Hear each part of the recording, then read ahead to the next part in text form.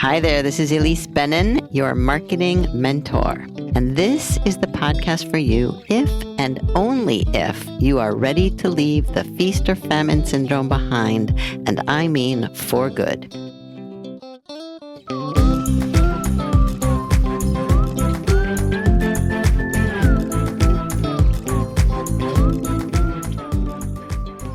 As you probably know by now, I love to interview people who are practicing what I preach. Sometimes they're clients of mine, but often they're not. They're just smart creatives who are following the simplest marketing plan without even knowing it.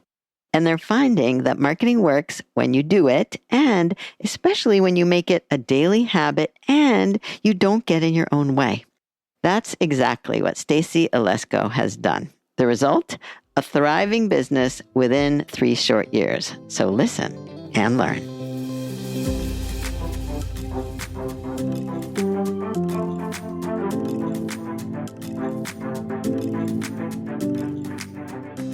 Hello, Stacy. Welcome to the podcast. Hello. Thank you so much for having me. Thank you for saying yes. And as I always do, I will ask you to begin by introducing yourself. Absolutely. Yeah. So I'm Stacy Eleczko. I'm a brand messaging strategist and a copywriter. Most of my clients have built great reputations through word of mouth. And then when they try to explain what they do to people who don't already know them, they struggle with clearly articulating what sets them apart or how to do it in a way that actually resonates with potential clients who aren't warm leads. So that's where I come in. I help them clarify their positioning, their message, and then I write website or sales copy that connects and converts. And yeah, my background's in education. I love to geek out on buyer psychology. And so that's kind of the perfect mix for making complex ideas simple and stick. And I often say that teaching and marketing are really just the same thing. It's about understanding your audience and then meeting them where they are. So at the end of the day, I help good businesses sound just as good as they actually are so that their marketing actually works. Interesting. Well, you sound like someone who's been doing it a while, but I actually think that's not exactly the case. Tell me the evolution of your business. Yeah, no, it's definitely not the case at all. I started off in education. I was an educator for over 20 years. I was a classroom teacher. I was a coach, a curriculum writer, and I shifted into copywriting just about 3 years ago. And started off writing website copy and then quickly realized the things I mentioned before about just people not deeply knowing and understanding their audience. And so I really started to draw upon my love of psychology to figure out, what makes people tick. And I think the reason why it sounds like I've been doing this longer than I have is because I realized these parallels between education and copywriting and was able to apply so much of what I learned in that career to the way I work now. So actually, let's just double click, as they say, right there. And because I'm very curious about these parallels that you're talking about, because I know that a lot of my listeners come from education or have been teachers and are trying to figure out what else they could do, maybe as a second career. This sounds like a second career for you. Is it second or third or what? Second. Okay, Yep. okay, good. So yeah, just elaborate, if you would, a little bit on a couple of the parallels. Sure. So there's so I mentioned, I was in the classroom as a teacher, and then I also did instructional coaching. So both of those things play in. So just the teaching piece first really comes down to how you effectively plan for teaching. Right? The ultimate goal is you want to figure out what is it that you want kids to know and be able to do by the end of a lesson, the end of a unit, the end of a year. And then in order to get them there, you have to kind of design it backwards. So you start at the very beginning. How do I hook them in to even being engaged in what I'm talking about? And what are all the steps I need to take to get them to keep that interest, right? And actually eventually be able to do the thing I want them to do, which really is what copywriting is, right? Well, And then I hear you describing marketing, basically, and copywriting exactly. is one element of marketing. Yes. Thank you. So I think of it as that's the marketing piece, and the copywriting piece is definitely that, I think it's the hooking them in piece that I think about, the keeping them engaged. But yeah, it definitely is way more comprehensive than, just writing the copy. And I don't mean to say just writing the copy, but it's definitely more comprehensive. So And then, go ahead. before you go on, it just sounds like you're saying kind of teaching is actually marketing to kids. Is that true? I never actually put it that way, but it is kind of true. I mean, that's what I think about. Like, your kids didn't want to hear anything you're teaching them. Just like your audience, they're busy. They have a million other things to do. They'd rather be, on their phones or with their kids. And you have to figure out how to make them both actually care about the thing that you're saying. Interesting. Really? I've never thought about it that way either, but I'm kind of seeing it. So yeah, keep going. Yeah. And then, well, the other piece of it then is the instructional coaching. So I partnered with teachers and I would work alongside them with their classrooms on whatever the goals are that they were working on. And what I had to really get good at doing is listening and really understanding deeply what they were trying to say, right? Not listening to respond to them, but listening to really understand and to figure out what their goals were and what their motivations were and what their hesitations were, and then bridge the gap between those things and helping them get to their goal. And so I think that that is just so much of the work that I do with clients. And a lot of the work I do, especially when I'm working on the positioning and messaging strategy piece, to uncover like what are those buying triggers? When people say they have a problem or a symptom showing up for them, what does that really mean? And so I think that both of those pieces really helped me to kind of, put those together to be able to have the, I guess, acumen to go from positioning to messaging to writing the copy. So one of the things you've probably heard me say is that it's all about listening to the market, that listening to the market is really one of the ways you get the information you need. So you're reflecting that back. But it also sounds like you're saying one of the things you learned as an instructional coach, I think you called it, was to listen not just to what the teachers were saying, but kind of to what they weren't saying and the things that were underneath what they were doing and trying to do and saying. Am I hearing you right? Absolutely, exactly. And that's, one of the things with my clients is I will do customer interviews with their clients, and that to me is one of the most powerful pieces of the whole process. And that's where it mirrors it the most, is helping them figure out. And it's always interesting because on those calls there will be like this aha moment where they're like, "Oh, I didn't even realize I bought because of that." Or Mm. I didn't Hmm. even realize that thing was going on for me. So I think it's fascinating to just dig in and figure out what really drives people. I agree with you. And you've mentioned your love of psychology. Talk a little bit more about that, if you would. Yeah, it's more just been a kind of a passion of mine. Like as a kid, I had this weird fascination with criminal psychology. Um, like even I think in my sixth grade yearbook, I said I was going to be a criminal psychologist, and that was actually what I started college for. Was to study that, and I would read these books like Inside the Mind of a Serial Killer and all of these things because I just always was Mm. so motivated by understanding why people make the choices they make and do the things that they do. And Especially the bad so, things, it sounds like. yes, yeah, well, I mean, and now it's kind of everything. I rarely do those anymore, but yeah, I just was like, how could somebody do that? How and what was actually going on in their head? So yeah, weird books for a middle schooler to be reading, but that's what I was into. And now I, prefer to read things a little bit around marketing more or around, different kinds of things, buyer psychology. It's really funny. All right. Now, one of the reasons that I invited you to be on the podcast was because when you started, I guess 2.5 years ago or 3 years ago, however long it was, you connected with me on LinkedIn and you told me that you were finishing up part of the course that I was part of or something like that. I can't even remember which one it was, but you just wanted to connect because I invite everyone to connect. And by the way, listeners, if we're not connected on LinkedIn, please do. And then in June of that year, we're talking about 2023, you told me, and I'm just going to read from the message you sent me because I loved it. You said, "I've been singing your praises everywhere I go. Last year, I was teaching full time while starting my copywriting business on the side. Now, Tuesday is my last day working full time. And yesterday I had a discovery call that went really well. I'm sending the proposal today, and I think it's pretty likely to work out. I have 3 warm leads that I'm talking to next week. If they all pan out, I will be booked up through the summer already."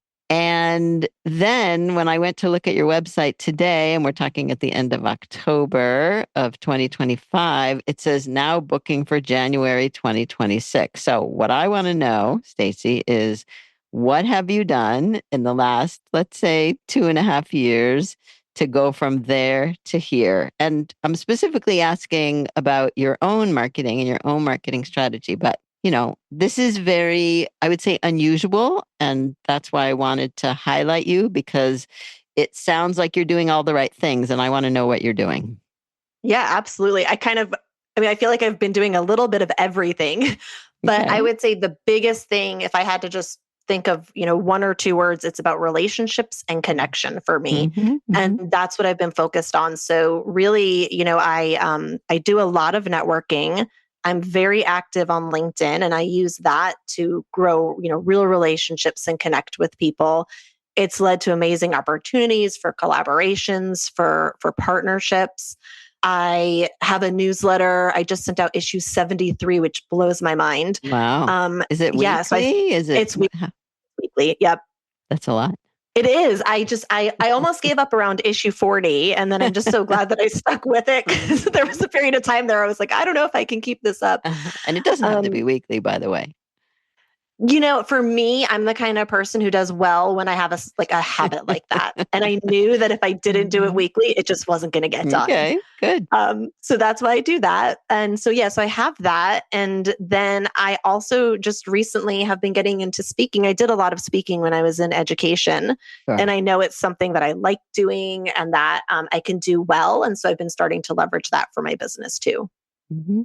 So let's just dig in a little bit on some of these things. I'm specifically interested to know what you mean when you say, I do a lot of networking. Are you talking about in person networking? Are you talking about online networking? And exactly what is networking for you?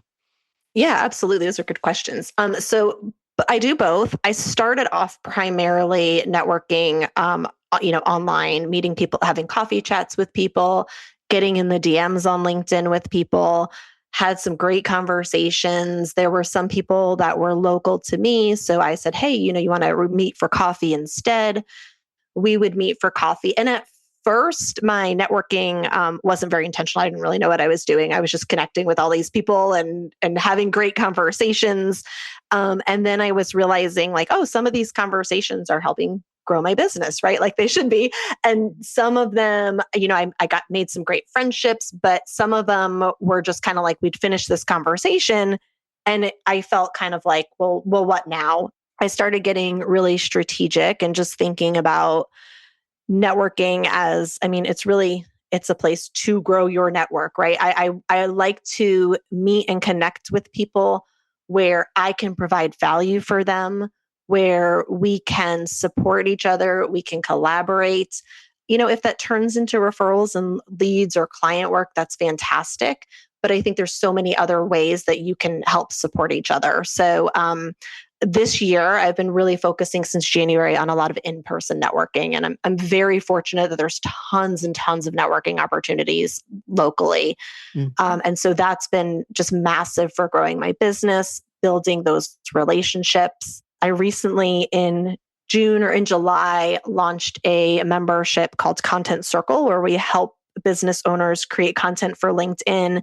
And actually, four of our members are people who I met at a local networking event and just happened to mention, they were, what are you excited that you're working on? And I told them, and they were all like, oh, send me the link. I need that. Mhm. Mhm. Nice. And so in a way, what you're describing now kind of begs the question, in my mind at least, of who exactly are your people? I think you used the phrase great companies, but do you have a niche? And if you're marketing locally, are these small business owners? Who exactly are your clients? Yeah. So I don't really think of it as a niche. I do work with impact driven B2B brands. So that's pretty comprehensive, right? That can encompass a ton of Hmm. industries, but I like to say like good people doing good things. Hmm. And mostly I focus more on the specific problems. My best fit clients are generally smaller businesses or solopreneurs. They've grown through word of mouth, but they just need more reach, right? To really drive the results and the revenue. They're profitable, but they've often hit this wall because they either didn't do that foundational work initially or they did and they've outgrown it. So instead of niching, I heard Caitlin Burgoyne talk about it. And she says, instead of niching down, problem up. And I was like, oh, why did I think of that? For me, it's more about what problem can I help you solve? And whenever I talk about, people have hit a wall because they've grown through referrals, that's what really resonates with them. Interesting. Good. And you also mentioned spending a lot of time on LinkedIn.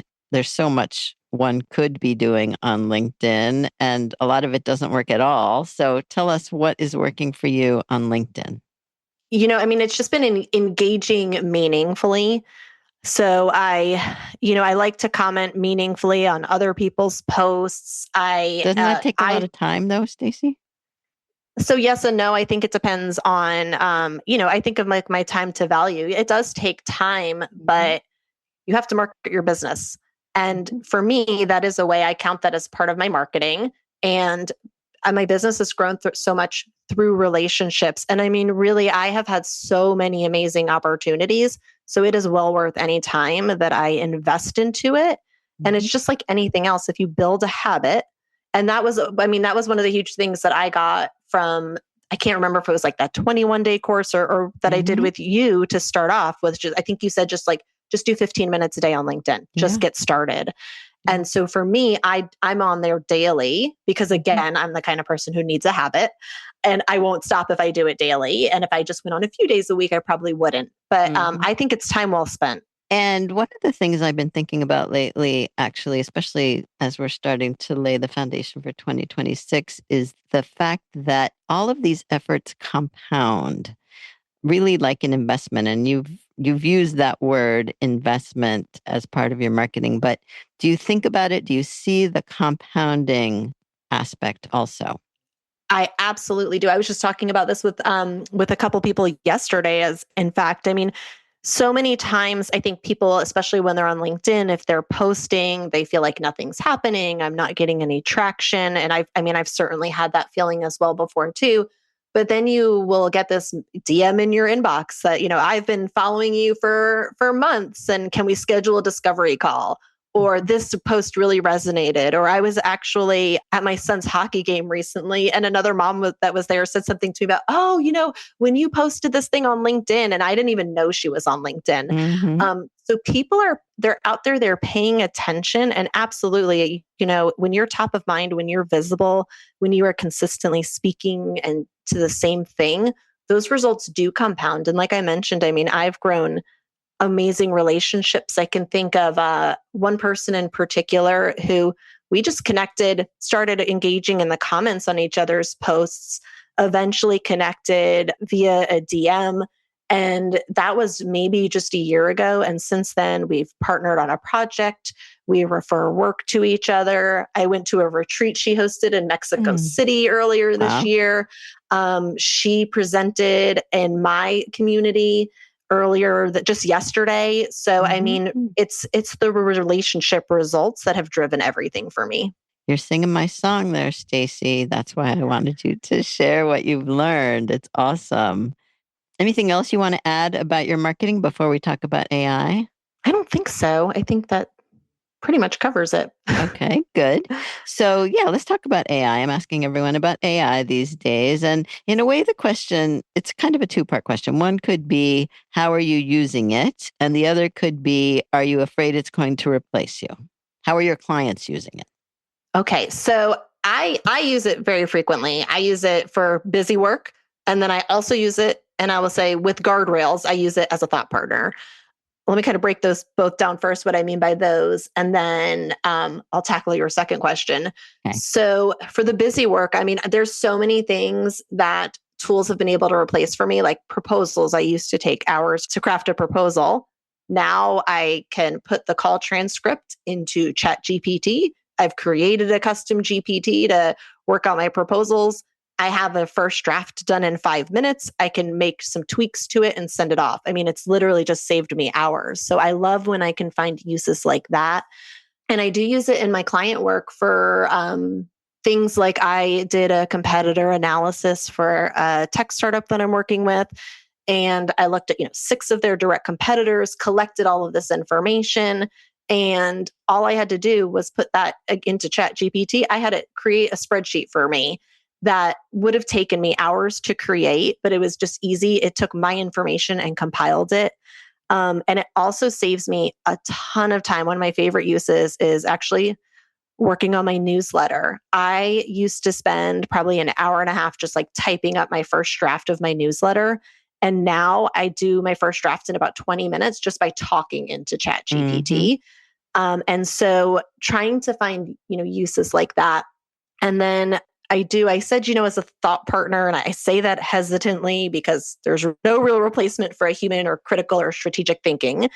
But I do think, I love asking it questions. Like all my brand guidelines are plugged in there, and I'll ask it to analyze for consistency with my tone and voice, or I'll write a newsletter and all my newsletters are uploaded. And I'll ask, are there any other newsletters that would make sense to reference in this one? Or to help me find holes or gaps. What objections might my readers have to this? What are some other, hesitations? What questions would they have? And so I can use it in those ways to help me kind of ideate so I can go back in and make my work better. And do you use it to come up with ideas for your content, or do you find that you have plenty of ideas on your own? I find that I have plenty of ideas. I actually, at one point, was using it to help me kind of brainstorm. And I was not coming up with ideas as easily once I started doing that. And that's what I mean by using, guardrails. I pay very close attention to if there's something that I could do strategically or creatively or analytically before. I don't want ChatGPT to do that first for me. So I will sometimes use it. Like I had it brainstorm some subject lines for me for my email last week. Honestly, they sucked. They weren't good, but it did spark some ideas for me, and I could then come up with a better subject line. So I like to use it, cautiously, but not to come up with the initial brainstorming. The other two questions are kind of related, but maybe the first one is, are your clients using AI that you know of?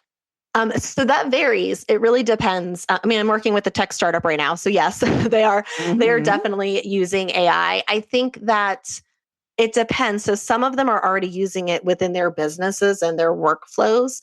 So that makes sense to them when I talked about how I use it. And then the other piece is what I have is some clients that have come to me because they were using it to generate content, and they realized that their content or their copy or whatever assets they were creating just weren't as effective. And so they then decided either to go back to outsourcing work or to start outsourcing the work because they just realized if you're using it solely to generate content, it's not what a human can do. Doesn't do what a human can do. And is anyone asking you to help them figure out how to use AI? I'm curious. So I mentioned earlier, I have the my membership where we help business owners come up with LinkedIn content. And so we have been working with them on how you can integrate AI effectively into that kind of, into content creation and how they can use it for the analysis piece and to really revise what they've been doing. As far as clients are concerned, it depends. It depends really on the project, on the client. I don't know that I have a pattern or a trend I'm seeing yet with that. And so it sounds like your community, is that a paid membership or free? It is. It's a paid membership. And it sounds like from what you've said, those are people who probably couldn't afford you as a client, or are some of them also clients? So it's a bit of a different target audience, which was tricky with the messaging because I had to figure out kind of that through line, right, without diluting. So it tends to be solopreneurs in there, but I do have one of my clients is in there. So they're a smaller business. She is one of the team members that is handling content creation. So she is in that community as part of that. And it's not necessarily that they couldn't afford my services. They're looking for different things because primarily when I do the writing, it's website copy, it's sales copy, like sales pages and emails. I don't do LinkedIn Content. ghostwriting or anything like that. Interesting. Okay, that's very interesting. All right. And so then my other AI question, are you afraid you're going to be replaced? I'm not. I think it's so hard to predict where we are now and where we were a year ago with AI. I mean, there's Mm. so many things it can do, but I think there's this human element, there's this creative element, this strategic element that AI cannot replace. I don't foresee it being able to replace in the near future, but again, who knows? So I think, for me, the focus just remains on how can I be a strategic partner to my clients. I think that the people I talk to who are most worried seem to be people who they're delivering a deliverable, like here's your website copy or here's your LinkedIn content or your newsletters, and they're not necessarily getting in those strategic conversations. And so for now I don't see that that's something that's going to be an immediate fear or concern of mine, but I'm definitely keeping up with all the futurist readings and things like that, and keeping an eye on it. Let me just delve a little bit deeper into what you're just saying there, because it sounds like you're saying that. Hold on, I lost my train of thought. That happens. See if I can bring it back. Oh no, it's totally gone. And it was good too. Oh man. Hold on, let me just see if I can bring it back. I think it had to do with. Oh, I know what it was. Okay. So, I'm curious about the difference between the people who are afraid of being replaced. You're saying their focus is on the deliverable, as opposed to what I would say is the relationship and being a strategic partner, as you call it. And I'm curious if the difference there is in your mind versus their mind, how you think about your business, and or how you position your business in your own marketing, and or just the actual deliverable itself. Oh wow. That is a really good question. I'm glad you figured out what you were going to ask. I think I would say it's sort of some combination of all of the above. I've definitely worked to position myself as somebody who is strategic, but I will say I have, having the opportunity to have partnered with other people or to get into deep conversations with other people and look at how our process is, because I don't ever want to make an assumption about how people are conducting their business. But I think when I get in those conversations and we talk about the processes, I find I tend to go deeper on some of those collections of customer insights, doing the client interviews. When I'm on discovery calls with clients, I'll sometimes have them say, like, they'll hire me because they'll say, well, we've had a couple other calls and nobody's mentioned X, Y, or Z. And so I think that's the piece. And some of it, I'm sure, is probably just my assumptions of maybe what they're doing. And I think the differentiation here is I think that people, I do messaging strategy, I do positioning work. And so if your focus is copywriting, the people, that's who I'm hearing more Mhm, from people who are more worried about, they're going to come and take my job, mhm. as opposed to focusing on the foundational pieces. I like to think of those as kind of like the strategic pieces and copy as the tactical piece. Mhm. Excellent. I would agree with you about that, by the way. All right. My last question is, if someone wanted to walk in your footsteps, what is a baby step they could take? I knew you were going to ask this, and Good.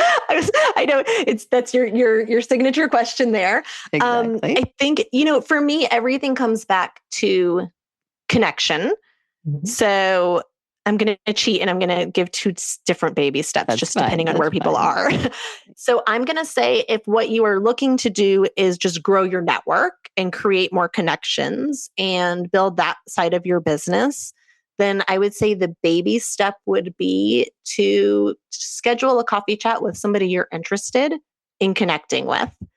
And whether it's an ideal client or a potential referral partner or just someone else whose work you think is really cool, and just get started practicing having those conversations and building that habit. If you're thinking about, one of the things I talk a lot about in my work is this idea of clarity and resonance in your messaging. And what you really want to focus on is this idea of collecting deeper audience insights.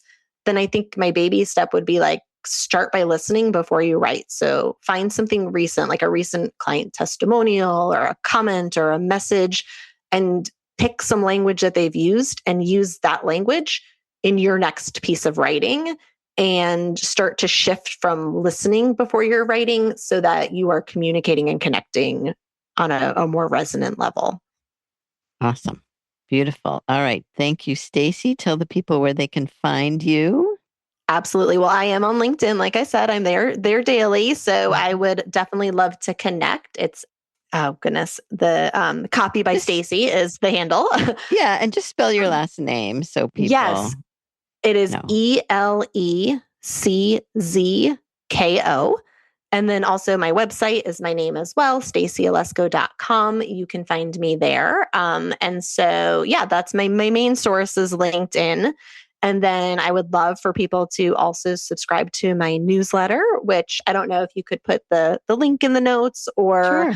I can, they can find that on my LinkedIn profile too. I love to connect with people that way as well.